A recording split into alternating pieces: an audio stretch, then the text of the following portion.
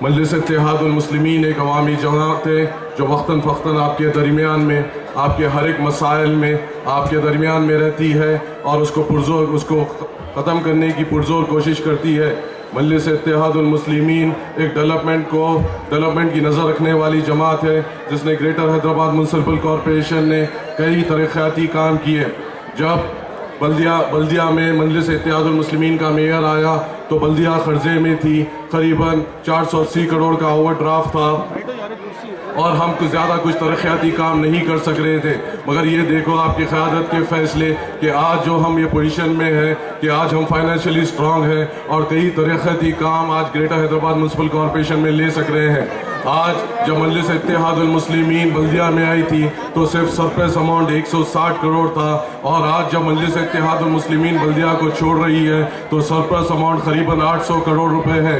تو آپ سوچئے اس سرپلس اماؤنٹ سے کتنے ترقیاتی کام حیدرآباد میں کر جا سکیں گے، کتنے انوویٹیو سکیمز یہاں پہ لا سکیں گے۔ جب ہم پہلے سال میں ہم نے صرف ریونیو پہ کانسنٹریٹ کیا، دوسرے سال میں ہم نے ریونیو کے ساتھ ڈیولپمنٹ پہ کانسنٹریٹ کیا، تیسرے سال میں ہم نے ریونیو کے ساتھ ڈیولپمنٹ کے ساتھ انوویٹیو سکیمز پہ کانسنٹریٹ کیا۔ مجلس اتحاد المسلمین نے کچھ ایسے فیصلے لیے جو ہندوستان میں کوئی میونسپل کارپوریشن نے ابھی تک نہیں لیے ہیں۔ آپ بتائیے کون سی ایسی میونسپل کارپوریشن ہے جو غریب عوام کو سیدھے فائدے پہنچاتی ہے؟ مجلس اتحاد المسلمین کا ایک فیصلہ ہوا جو غریب مسلمان ہے یا غریب دلت یا SC/ST ہے، جو دن میں 50 روپے سے 200 روپے تک کماتا ہے، جو اپنے گھر میں 3 ٹائم کے کھانے کو پریشان ہوتا ہے، اسے 1 ٹائم کا کھانا فراہم کرنے کی کوشش کی گئی۔ قریباً 50 سینٹر فخر ملت کو خراج عقیدت دیتے ہوئے کھولے گئے جہاں پہ قریباً 1500 غریب لوگ کھانا کھا سکیں گے، دوپہر کا کھانا پیٹ بھر کے کھا سکیں گے۔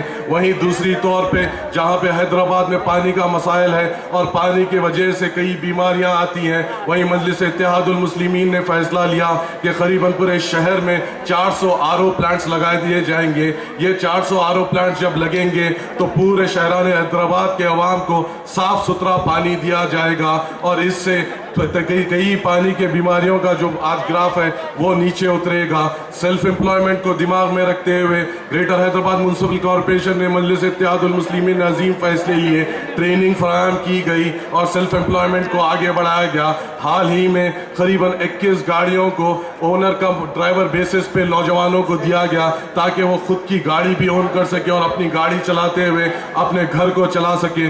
آگے الیکشن کے بعد انشاءاللہ ایسے 500 گاڑیاں فراہم کیے جائیں گے۔ شی کیب کے نام پہ جو بے روزگار جو خواتین تھے ان کو گاڑیاں فراہم کی گئی اور کئی انوویٹیو سکیمز لائے گئے۔ آپ دیکھیے آج جو مڈل کلاس فیملی ہے اور جو اپر کلاس فیملی ہے جو اپنے بچوں کو نرسری سے پہلے کنڈر گارڈن میں تعلیم فراہم کرتی ہے، ان کے بچے تو اچھی تعلیم جو بیسک تعلیم ہے وہ فراہم ہو جاتی ہے، مگر ان بچوں کا کیا گناہ ہے جو بلو پاورٹی لائن رہتے ہیں، جن کے والدین قریباً 50 سے 100 روپے تک کماتے ہیں اور نرسری سے پہلے کی بیسک تعلیم نہیں حاصل کر سکتے۔ مجلس اتحاد المسلمین نے ایک عظیم الشان فیصلہ لیا کہ ہر کارپوریٹ وارڈ میں قریباً 10 ڈے کیئر سینٹر فراہم کیے جائیں گے جہاں پہ غریب عوام اپنے اولاد کو وہاں پہ چھوڑ سکے گی اور اسے نرسری سے پہلے کی بیسک تعلیم حاصل ہو سکے گی۔ بتاؤ ایسے کئی تم نے فیصلے سنے ہیں، ایسے کئی فیصلے تم نے ہندوستان میں سنے ہیں؟ یہ مجلس اتحاد المسلمین کے قیادت کے فیصلے ہیں۔ تم بتاؤ تمہارے درمیان میں کون سی قیادت ہمیشہ تمہارے درمیان میں ہوتی ہے؟ تمہارے ایک آواز پہ، تمہارے ایک کال پہ، صدر مجلس کے حکم پہ کوئی بھی قائدین مجلس آپ کے درمیان میں آ جاتے ہیں، آپ کے مشکل میں آپ کے سامنے ٹھہرتے ہیں اور آپ کے مسائل کو حل کرنے کی پرزور کوشش کرتے ہیں۔ بتاؤ ایسی سہولت تمہیں کہیں مل سکتی ہے؟ ایک دارالسلام میں پورے دروازے کھلے رکھ کے صدر مجلس آپ کا استقبال کرتے بیٹھتے ہیں تاکہ آپ وہاں پہ ڈائریکٹ آ سکیں، ان سے ملاقات کر سکیں، آپ کے مسائل ان کے سامنے رکھ سکیں، MLAs کے سامنے رکھ سکیں۔ بتاؤ ایسی کوئی سیاسی جماعت ہے جو تمہارے لیے دروازے کھلے رکھ کر ہمیشہ تمہارا انتظار کر سکتی ہے؟ تم جواب نہیں دے پاؤ گے۔ آج دیکھو تمہیں دیکھنا ہوگا، اب انتخابات ہے، تمہارے درمیان میں سب لوگ آئیں گے، مگر تمہیں یہ بھی احساس ہونا پڑے گا کہ مجلس صرف انتخابات کے ٹائم پہ نہیں، مجلس تو انتخابات کے دوسرے دن سے تمہارے درمیان میں اور آپ کے مسائل کے واسطے جد و جہد کرتی ہے۔ آپ دیکھیے فخر ملت نے फख्र मिल्लत ने 11 महीने जेल की सोबतें बर्दाश्त की। आप मुझे जवाब दीजिए, क्या उन्होंने अपनी ज़ात के लिए या अपनी औलाद के लिए या अपनी खुद की बुलंदी के लिए जेल की सोबतें बर्दाश्त की? नहीं नौजवानों, उन्होंने आपकी बुलंदी के लिए, आपके मुस्तकबिल के लिए जेल की सोबतें बर्दाश्त की। आप मुझे बताइए, सालार मिल्लत ने एक एक पल आपके लिए कुर्बान किया, क्या वो पल पे उनके औलाद का हक नहीं था? मगर वो आपकी सरबुलंदी के लिए, आपको आगे बढ़ाने के लिए उन्होंने अपना हर एक पल जो उनकी औलाद का था आप पे निछावर कर दिया। नखीब मिल्लत जेल की सोबतें बर्दाश्त करते हैं, क्या वो उनकी ज़ात के लिए या उनकी औलाद के लिए या खुद की बुलंदी के लिए करते हैं? नहीं, वो सिर्फ आपके लिए, आपकी बुलंदियों के लिए कुर्बानी देते हैं। हबीब मिल्लत को